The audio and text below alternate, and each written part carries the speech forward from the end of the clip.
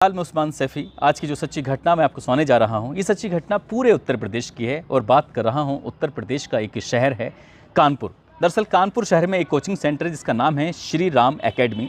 और श्री राम एकेडमी के एक शिक्षक होते हैं, मैथ के गुरुजी होते हैं, जिनका नाम होता है रामजी शुक्ला। रामजी शुक्ला के पास 18 फरवरी 2024 की सुबह लगभग 10:29 पर उनका एक स्टूडेंट होता है सत्यप्रकाश। सत्यप्रकाश उनको एक व्हाट्सअप करता है और व्हाट्सअप करने के बाद कहता है, सर मैंने आपको एक पीडीएफ भेजा है, यानी कि 10:29 पर सुबह का वक्त है, तो मैंने सर आपको एक पीडीएफ भेजा है, ज़रा देखिए गौर से।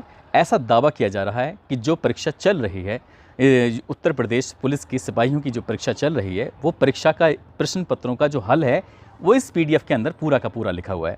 जैसे ही ये बात गुरुजी ने सुनी तो गुरुजी को बड़ा आश्चर्य होता है, लेकिन अभी के अभी कैसे जाके देख सकते हैं। परीक्षा शुरू हुई है, 12 बजे ख़त्म होगी, तभी जाकर देख सकते हैं। उन्हें भी पल पल मतलब उत्सुकता बनी हुई थी ये जानने के लिए, देखने के लिए कि सचमुच ऐसा तो नहीं है जो प्रश्न पत्र हैं उसके आंसर पहले से ही लीक कर दिए गए हैं, बनाकर तैयार कर दिए गए हैं। जैसे ही 12 बजते हैं उनके पास में ही परीक्षा केंद्र होता है।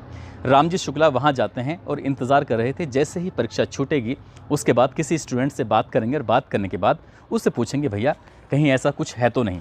जैसे ही परीक्षा छूटती है 12:05 के बाद एक स्टूडेंट निकलता है, उससे रिक्वेस्ट करते हैं रामजी शुक्ला जी और कहते हैं कि भैया अपना प्रश्न पत्र दिखाओ, ज़रा देखना है, मिलान करना है।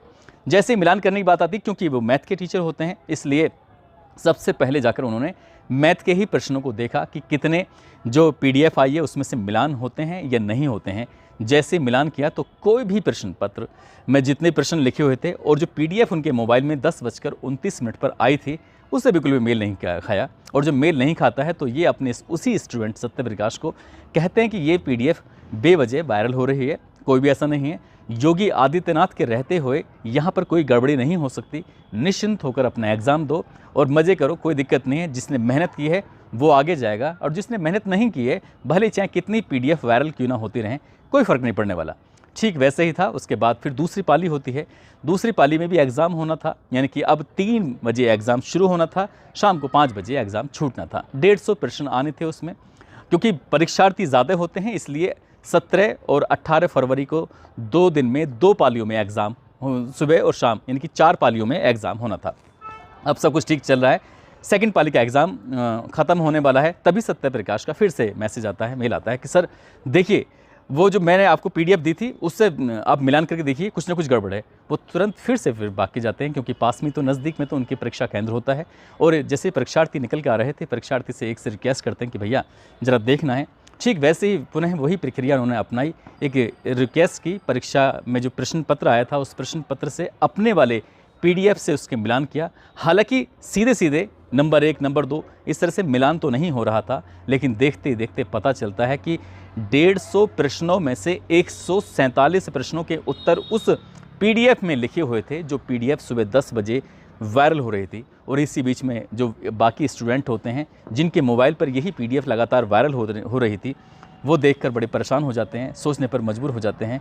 ये शिक्षक बहुत ज़्यादा परेशान इसलिए हो जाता है क्योंकि 12 साल से लगातार बच्चों को पढ़ा रहा है और उन्होंने अपने बच्चों से मायूसी हाथ लगते हुए देखते हुए कहा कि बेटा तुम्हारे साथ ऐसा नहीं हो सकता।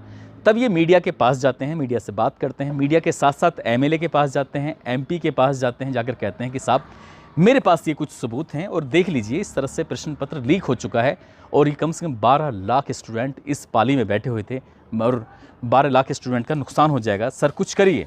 और जैसे कुछ करने वाली बात आती है,